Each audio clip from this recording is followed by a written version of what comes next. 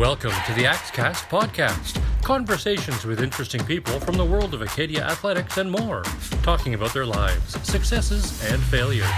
And now let's join hosts Glenn Hawley and Eric Cederberg for the next 15 to 20 minutes as they dive into the life of today's guest. On our AxeCast this week, we are pleased to have with us one of the greatest people you'll ever want to meet. You'll recognize him from the sidelines of StFX basketball, and those that attended Acadia back in the 60s will recognize him as an Axeman basketball player. He is the winningest CIS University men's basketball coach in Canada. Pleased to have with us Coach K, Steve Konchalski. Steve, great to have you. Thank you, Len. Great to be here. You know what? We have to roll the clock back a few years, and we're going to talk about 46 years of coaching basketball here in Nova Scotia. But we need to roll the clock back here, Steve. Elmhurst, New York. How do you come from there? And by the way, where is Elmhurst, New York? It's in Queens. It was basically when I came out to Acadia in 1962. It was more of a suburb, but now it's the city's expanded. It's probably a 10-minute, 15-minute drive from Manhattan. So how do you come from Elmhurst, New York to Little Wolfville, Nova Scotia? Well, I think the connection was my high school coach, Jack Donohue, who was a legendary coach in New York as a baseball coach and a basketball coach, developed several NBA players, Major League Baseball players, whatnot. Anyway, he actually played baseball in the 50s for the Kentville Wildcats. So he was familiar with the area, but really, and he had a friendship with Stu Aberdeen. And Stu came down, it would have been in the spring of 1962, and they had a tryout at my high school at Archbishop Molloy. And, there were 20 players there or whatever, from not just from Molloy, but from the other schools as well, from local schools, Bishop Lachlan being one of them. And out of that tryout, I met Coach Aberdeen, and he recruited me, and he recruited another player by the name of Danny Parinelli, who came up with me to Acadia, but Danny unfortunately only lasted 1 year. He had trouble adjusting to the academics, but things worked out for me. But that's how it really happened. Steve, you were one of a number of Americans that made their way to Acadia and other Canadian colleges. Is it safe to say that Stu Aberdeen sort of opened the door on this? Absolutely. I just heard from Warren Sutton the other day. I never got the chance to play with Warren, but he was a legend when I came here. I know he only played a year or two. He was one of the first great American players, athletic players. To come up. I know StFX had Bob Moran and Paul Davenport, basically out of Maine, and they would stay with the stalwarts, and they were the teams that we were trying to beat. And Coach Aberdeen Coach Aberdeen wouldn't even put when he drew plays, he wouldn't put an X on the board. He put an O and an A for Acadia, because StFX was the team that he was trying to dethrone, and which he, fortunately was able to do so. But he, StFX had some very good teams from players from Maine, but expanding to New York, Pennsylvania, and those areas where Coach Aberdeen, brought in, myself and Brian Heaney and Andy Kranick. He expanded that recruiting well past New England. Steve, he was a very intense coach. I've talked to Lynn Aberdeen, his wife, who's just an absolute sweetheart, and other guys like yourself that have played for him. And there's no question that Coach Aberdeen was a very intense coach. How much influence was he on you as a player, and obviously for the past, almost 50 years of coaching? Well, amazing, really. I mean, his love for the game, his passion for the game was bar none. I mean, he just, and he sensed that as a player. When you played for him, he made us feel we were playing in Kentville, KCA high school in Kentville. I'm not sure if it's still there or not, but maybe you could fit 300 people in that gym. But he had us so hyped up that we thought we were playing in Madison Square Garden. and that's no lie. It was he hyped up every practice. He hyped up the game of basketball, and he just had that love of the game, and that's the type of player he attracted to Acadia, players that were totally dedicated and were gym rats basically. It seems like that he had an influence on you and some of your teammates and people that followed in going into the coaching stream. And I'm thinking off the top of my head, I know two, but I don't know if there's maybe some that may have gone on coaching elsewhere. But I know Brian Heaney and Ian, both McMillan, both went on coaching. Well, Andy Kranick as well. Andy was from Pittsburgh, a big power forward, toughest player in the league at the time. And he went on and coached in high school, won provincial championships at Amherst High School, and he had Joey Wells playing for him there, another Acadia great. And Andy went on and coached at Mount Allison. And then also Richie Spears, who coached at Dawson College, then eventually at Laurentian University for a few years. So the coaching tree was huge, and it eventually, the Brian Heaney's ended up like bringing in Mickey Fox, who has made a tremendous name for himself in the game of basketball in the Halifax area, especially. So Aberdeen had a great influence, but he opened up recruiting, and he forced the other schools in the league to go beyond the borders of Nova Scotia or the Maritimes or even New England to try to compete at that level. And your 4 years, Steve, at Acadia were very special because you were part of the very first national championship at Acadia for men's basketball in 1965. Just some of your memories from that era as you as a player. Well, like I said, the playing in these little gyms, the Acadia, the old War Memorial Gym, which is still there, but not being used for basketball, I don't think, was so small you couldn't shoot from the corners because the track that was around the top.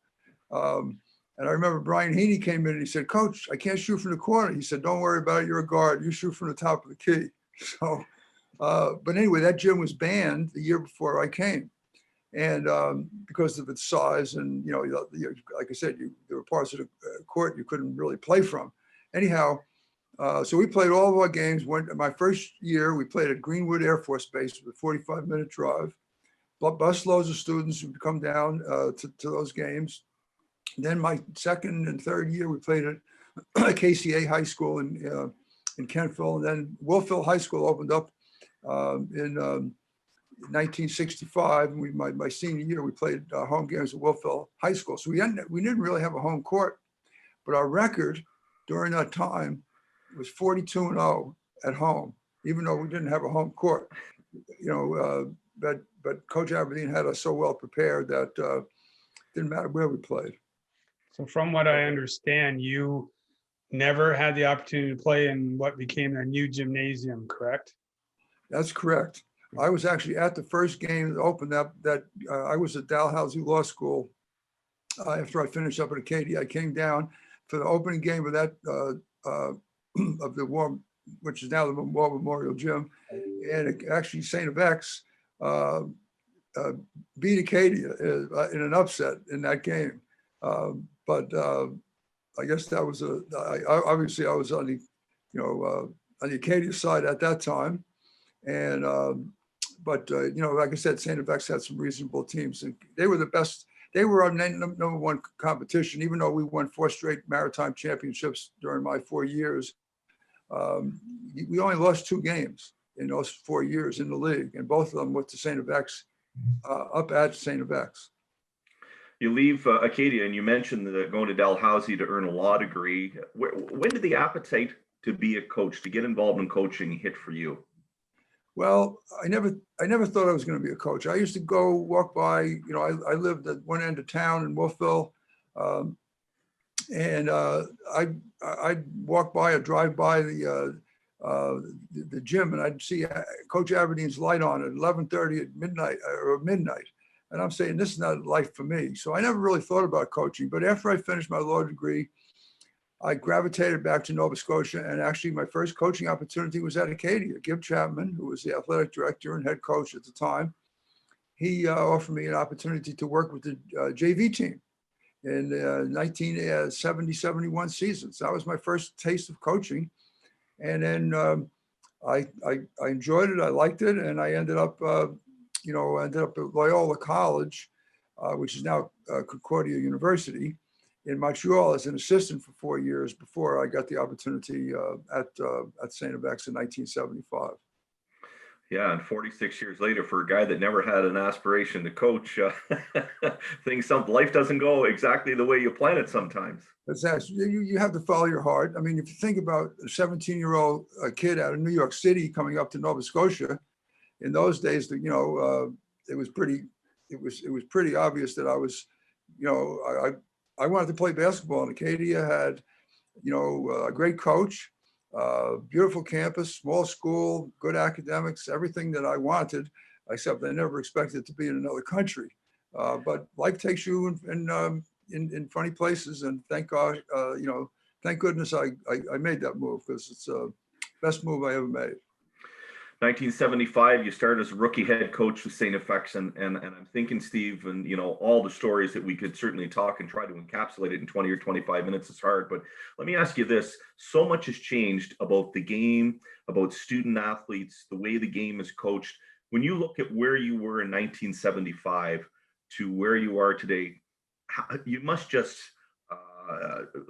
sort of reflect and go, it's just amazing how much everything has changed. Whether you're talking recruiting, the way the kids train, and the way you coach.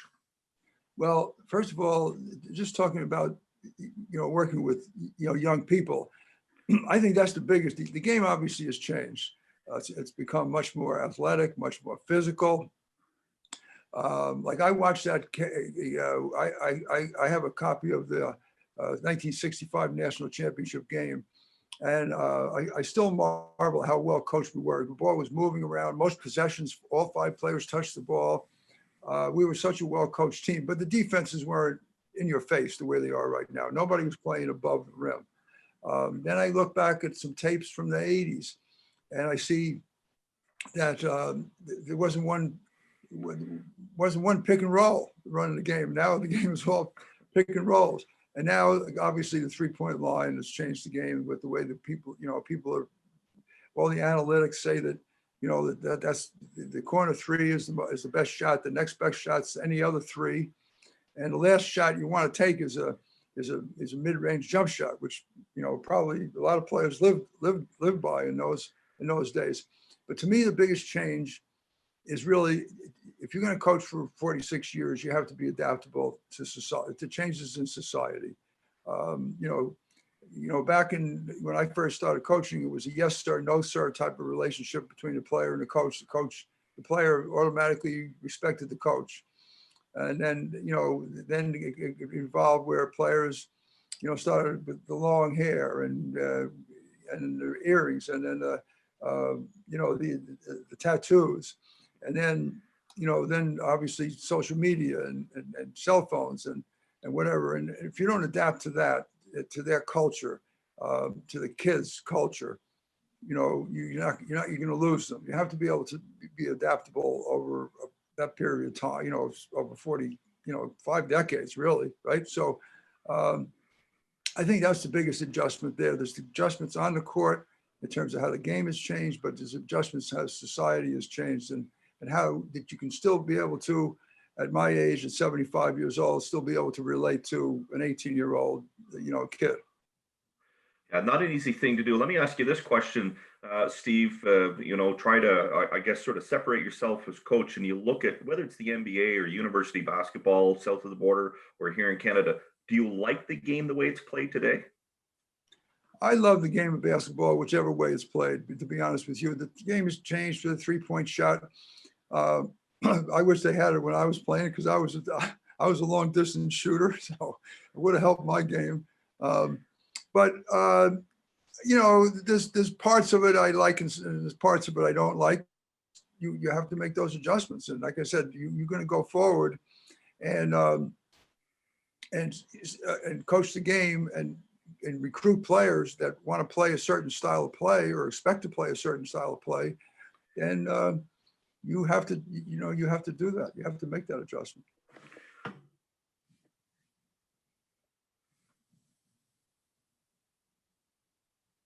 I'm not hearing Eric. I mean, I think Eric's muted. Sorry about that. I was saying that 46 years in the AUAA and AUS. Is there any coach that kind of, or team or coach that really stands out over 46 years that you would be up against that was just stiff competition? Like you knew if you were playing against that coach, it was going to be a tough one from beginning to end.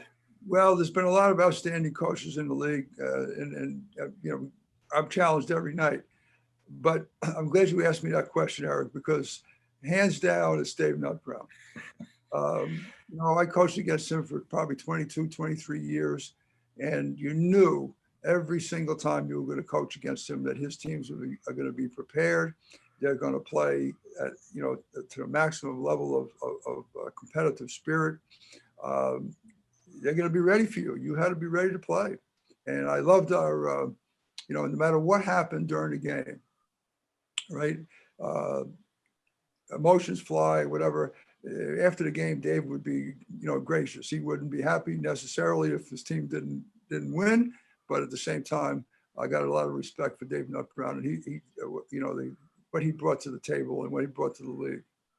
Well, I'd always heard through the rumor mill as either an employee of Acadia or a student at games that the two best coaches when it came to making game adjustments were Steve Konchalski and Dave Nutbrown. So those must have been interesting games and making those adjustments. He's adjusted, you're adjusted, and changes. And yeah, well, we had a tremendous 1 year in 1985. We played Acadia 8 times, believe it or not. And the first 7 times, they beat us. And 6 of those 7 went to the wire. 1 game was a blowout.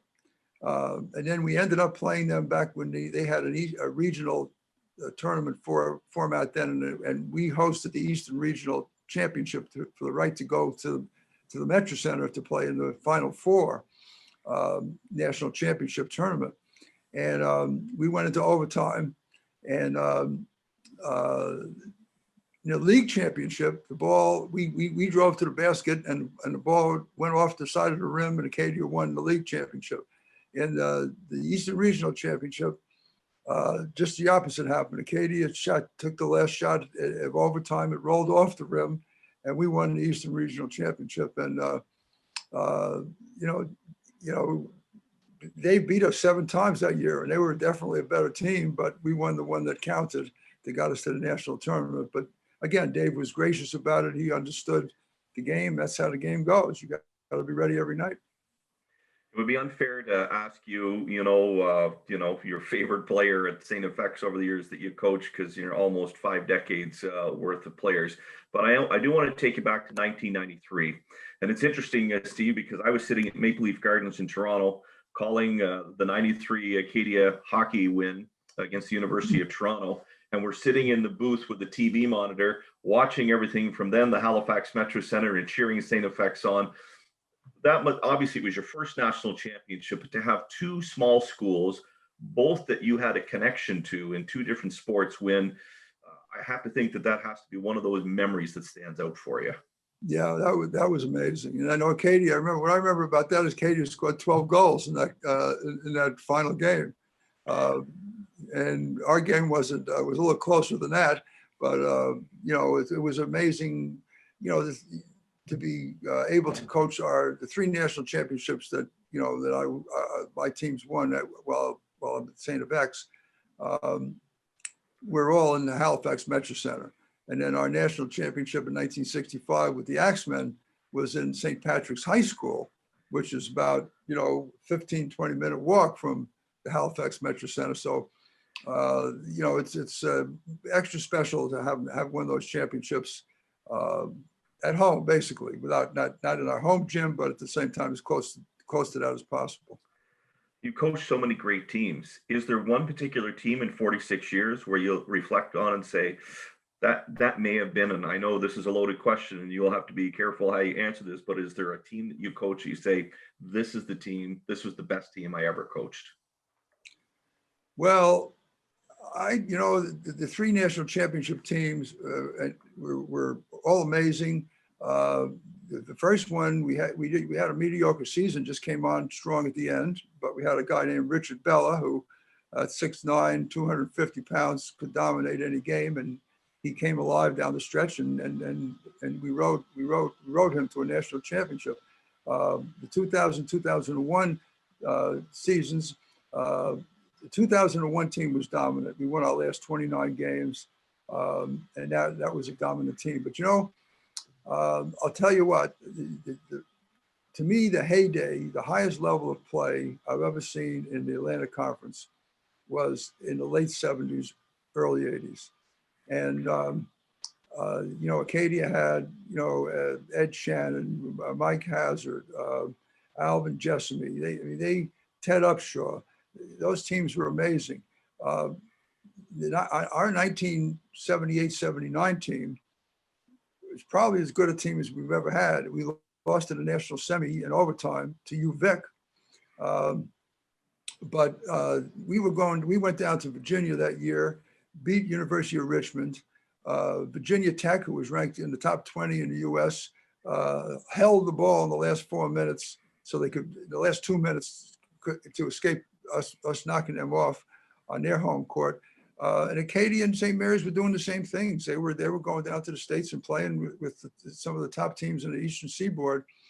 And we had some great transfer players who came up from Division I schools and along the East Coast. And it was a great, it was a great era of basketball. And I would say, like, those teams, our 1981 team that beat Acadia in the AUS championship in Fredericton in overtime. Those teams were just as good as the teams that won the national championships for us. So, there's not really one team, but at the same time, it's simpler than just looking at the teams that won, because there's so many things that can come into winning and losing. A shot drops or doesn't drop, you get a bad call, you get an injury. Those things, affect obviously their ability to win that big one. Steve, you've been recognized, by being inducted into the Canadian Basketball Hall of Fame. You're in the Acadia Sports Hall of Fame as an athlete. You're in the Nova Scotia Sport Hall of Fame, and I could go on and on and on about all of the things that have recognized you and what you've given in the game. And maybe it's a good segue because there's been more to Steve Konchalski than just university basketball. You were an assistant coach with the national team under Jack Donohue, and then you were the head coach. Talk about that whole experience. Well, that was amazing. Jack Donohue gave me an opportunity of a lifetime. He hired me actually as the manager of the team to start with. And I told him, I'll take the job as manager, but I want to be a coach. And if you could get me involved in part of, coaching as, in the time that I have, after my managerial duties were taken care of. And he said, sure. And then what happened was, and here's another Acadia connection to this, his assistant coach, that was back in 1974, was Gib Chapman. Again, the Acadia coach, Acadia AD. Anyway, right before training camp started, or the day before training camp started, Gib had to bow out. I think it had something to do, he was offered a position as the head of the physical education department or whatever it was called at the time at Acadia. So he had to bow out. So here I was, a young coach, and who was the manager the year before. And Jack Donohue just, he didn't even go out and look for anybody else. He just said, Steve, you stay with me, and felt comfortable with me. And we were together for 16 years, went to 3 Olympics together. And, that was a pretty amazing experience. And then, as you mentioned, the opportunity to be the head coach in the late 90s and coach players like Steve Nash and Jamal McGlure, who went on to the NBA. Obviously, Steve Nash, his name is, synonymous with the game in Canada. Those doors that Jack Donohue opened up for me there were amazing. To be able to coach against, Dean Smith, John Thompson, Bobby Knight, and then from a player's perspective, coaching against, Michael Jordan and Patrick Ewing and Karl Malone and Charles Barkley. That's a dream come true. And I think, had I stayed in the States, not come up to Acadia, Stu Aberdeen didn't recruit me, maybe that still would have happened in the U.S., but, I don't know. It happened here. And like I said, Coach Aberdeen opened those doors for me. And then, later on, Jack Donohue did the same at the national team level. Steve, Eric's going to fire a few questions at you here in just a moment, but just before he does that, that with a pandemic, and obviously it's been a different year, and it's, for us on the outside looking at you, we all sort of say this is such a shame, for this to be your last season, and obviously not had an opportunity to play, but it's also probably given you an opportunity to sit back and reflect a little bit. And when you're sitting down and having that nice glass of wine at home, and you're thinking about your 46 years, what do you reflect on?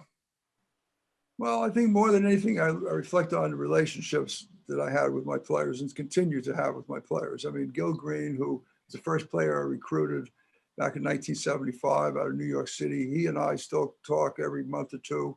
And obviously that's not the case with every single player that I've coached, but at the same time, I've basically feed off the relationships with my players, and I'll still have that. Although it's going to be a lot different, not for the first time in 50 years, not having a team to coach in September will be a little bit different. But at the same time, I'll stay connected to the game, and I won't be too far from the gym. I can guarantee that. And now it's time for Eric's Cut to the Chase 5 questions. My questions, I try to kind of delve a little bit more into you, I guess. But you know what, you've answered a lot of them as we've gone through here. The two questions I got, I guess, out of the three that I sent you was, one of them was just, what do you find the most memorable, time of your 46 years as a coach? Is there something that really stands out, or even as a player, is there something that stands out in your more than 46 years of basketball? Well, I'm going to, instead of picking a particular game or season or whatever, I'm going to go back to what really changed my life. And that is when I was 13 years old, I entered Archbishop Molloy High School, which at that time, this is September of 1958. So it's not yesterday.